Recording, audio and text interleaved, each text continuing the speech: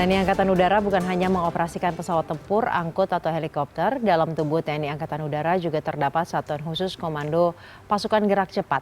Tidak banyak yang tahu, satuan ini memiliki banyak tugas, diantaranya sebagai pasukan penggempur, pasukan pengendali pangkalan, SAR tempur, dan banyak lainnya.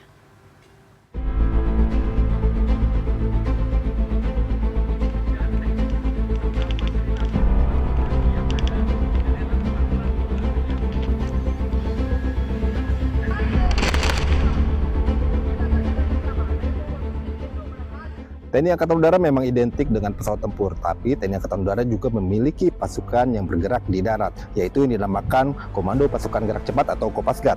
Dan banyak orang pula yang mengira bahwa Kopasgat ini tugasnya hanya menjaga bandara. Nah, dalam latihan Trisula Perkasa kali ini kita akan lihat bagaimana sebenarnya kekuatan dan kemampuan dari Kopasgat ini. Kopasgat merupakan pasukan khusus yang dimiliki TNI Angkatan Udara. Setiap prajurit Kopasgat memiliki kualifikasi para komando yang artinya siap diterjunkan di medan pertempuran manapun. Sebelum operasi udara yang melibatkan pesawat TNI AU dimulai, prajurit Kopasgatlah yang paling dulu diterjunkan. Skenario pertama dari pertempuran yang dilakukan oleh Kopasgat ini adalah infiltrasi di waktu malam hari. Infiltrasi ini fungsinya adalah untuk mengumpulkan data intelijen ataupun identifikasi sasaran.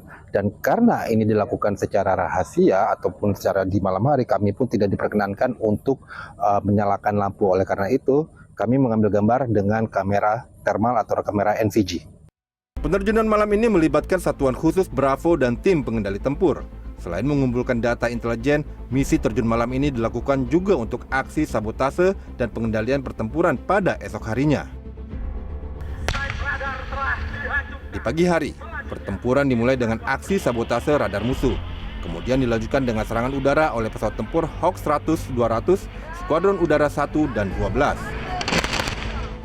Sebagai pengendali dan identifikasi sasaran, Kopasgat juga menurunkan tim Ground Forward Air Control atau GFAC atau pengendali udara depan.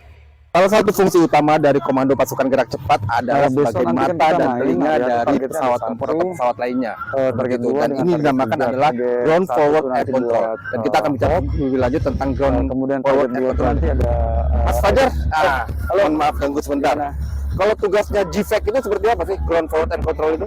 Jadi begini Mas Iwan, Ground Forward Air Control adalah salah satu kemampuan yang dimiliki oleh Kopasgat, bertugas untuk melaksanakan bantuan tembakan dari udara ke darat pada misi air interdiction ataupun misi close air support, pre-plan atau immediately Mas.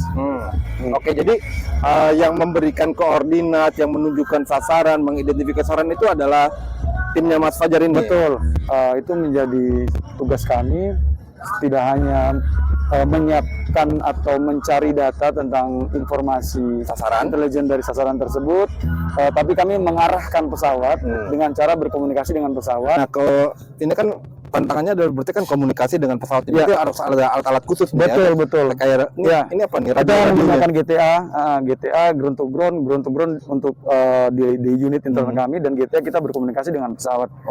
Nah ini untuk pengintaiannya sendiri, selain ini kan ini untuk koordinatnya ini. Iya, betul. Berarti sekarang dilengkapi juga dengan alat khusus kayak NVG, terus ini ada kamera, ada mobil khusus juga gitu. Betul. Jadi untuk pada saat proses recce atau pengintaian, kami menggunakan ATAK ini untuk sebagai koordinasi, karena ada semacam namanya pocket laser range finder.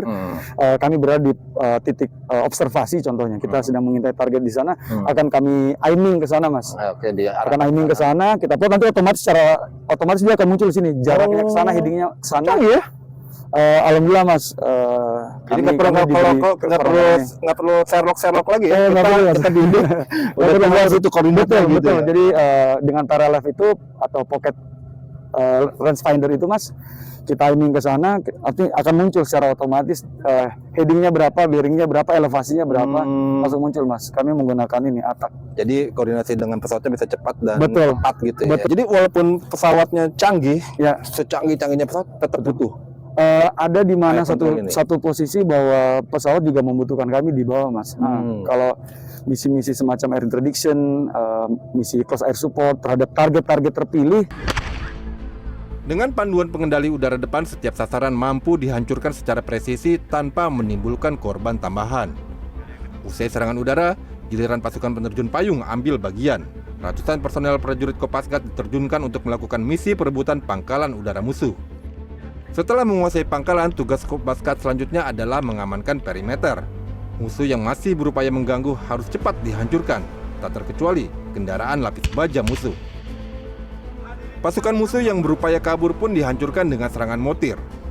Sesuai perkembangan zaman, kini Kopasgat juga dilengkapi sejumlah persenjataan berat, mulai dari mortir, senjata lawan tank, hingga kendaraan lapis baja. Persenjataan, doktrin, strategi, dan taktik memang terus berkembang. Kopasgat sebagai pasukan khusus matra udara tentu harus mampu mengikuti perkembangan ancaman. Tentang doktrin, strategi itu berkembang, dinamis sesuai dengan ancamannya. Nah, dalam latihan ini tentu ada skenario-skenario, yang mana di situ ada kita timbulkan skenario tentang musuh, kekuatannya, arahnya, sehingga di situ akan berkembang taktik, strategi dari prajurit kita yang akan berlatih.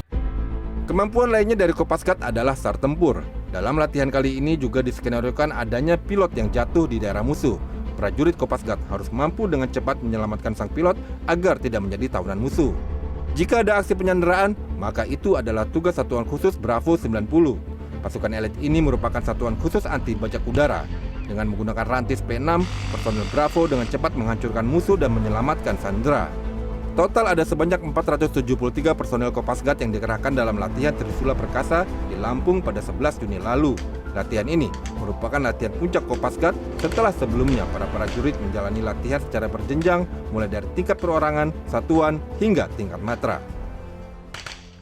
Secanggih apapun, sekuat apapun kekuatan udara yang dimiliki oleh sebuah angkatan perang tetap saja membutuhkan pasukan di darat untuk mendukung ataupun agar keberhasilannya bisa dipastikan. Dan itulah tugas utama dari Komando Pasukan Gerak Cepat TNI Angkatan Udara. Iwan Hermawan, Warsa, Lampung.